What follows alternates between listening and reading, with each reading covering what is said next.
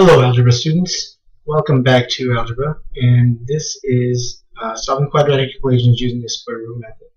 Now, what makes a quadratic equation is if you have any equation, right, where you have an x squared term. Now, although you have an x squared term, you may not have this bx term. So if I have ax squared plus c equals 0, all right, this is still a quadratic, but it doesn't have this x term, also known as linear term. Okay, now, anytime you are missing this linear term or the x term, the easiest method to solve these equations is using the square root method. Okay, when you do the square root method, the first thing you want to do is get x squared by itself. Okay, that's step one. Once you have that, you're basically going to take the square root of both sides. Now, once you do all of that, one thing you have to keep in mind is if I give you the equation x squared equals 4, there are two values of x. Remember, the solution to an equation is the value of the variables that make the equation true. There are two values of x that will make this equation true. One is when x is equal to 2, right? 2 squared is equal to 4.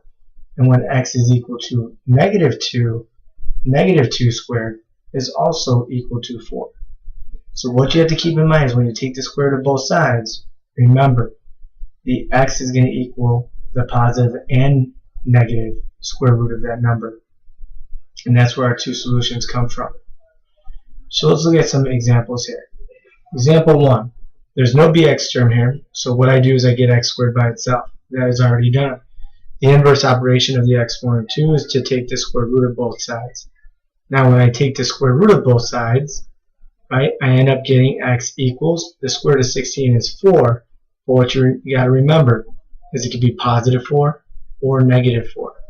This is the number one mistake most students make, is they don't remember that there's two possible solutions, and they forget the plus or minus. Example 2. Is x squared on the left side of equal sign by itself? No. In order to make that happen, what do we have to get rid of? First thing we have to get rid of is 8. How do I get rid of the 8? I subtract it from both sides, just like solving equations back in the day. When I do everything vertically, I get x squared equals 20. Now, how do I get rid of that exponent 2? I take the square root of both sides, x equals, I put plus or minus the square root of 20, and I could put that in the calculator and get a decimal value of plus or minus 4.47. And if you read the directions, it says round to the nearest hundredth, which means 2 decimal places. Okay. Example 3. When I look at that, is x squared by itself? No. What do I have to do to get x squared by itself? I have to divide both sides by 2. When I do that, I get x squared equals negative 72. But looking at this, if you think about this logically, is there any number you can raise to the second power and get a negative? No, it's not possible. Alright, or if you take the square root of both sides and you get x equals plus or minus the square root of negative 72, when you plug square root of negative 72 in your calculator, you end up getting an error, and that's because you cannot take the square root of a negative number.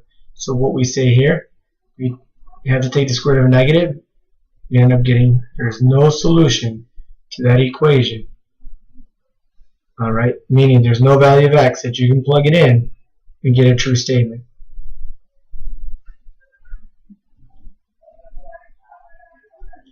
Okay, example 4.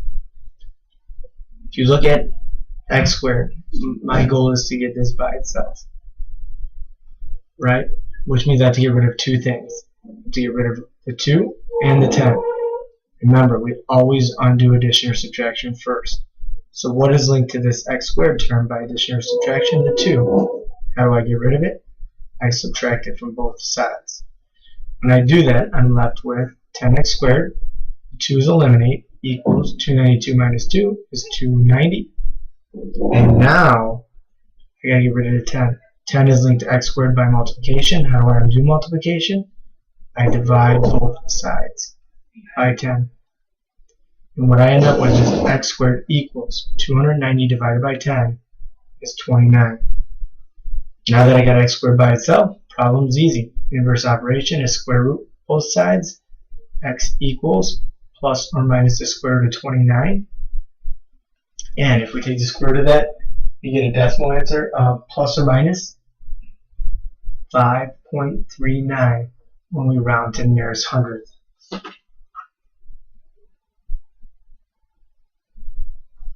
And the last problem. In order to get, is x squared by itself here? No. In order to get it by itself, I have to get rid of the negative 6 and the 8. Which one's linked by addition or subtraction? The 6. Since it's negative, to get rid of it, you have to add it. That would eliminate it. Whatever I do to one side, I have to do to the other side. So I end up with 8x squared equals 306 plus 6 is 312. Now, to get rid of the 8, I have to divide both sides by that 8.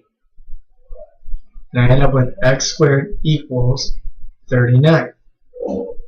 Am I done here? No, I still have to get rid of that exponent 2. How do I do that? Inverse operation of exponent 2 is square root. When I take the square root of both sides, I get x equals plus or minus the square root of 39. And when I do the square root of 39, I get plus or minus 6.24 when you round to the nearest hundredth. Hopefully you understand how to solve quadratics using square root method. Remember, this is you can only use this method if and only if there is no x term. Thank you very much.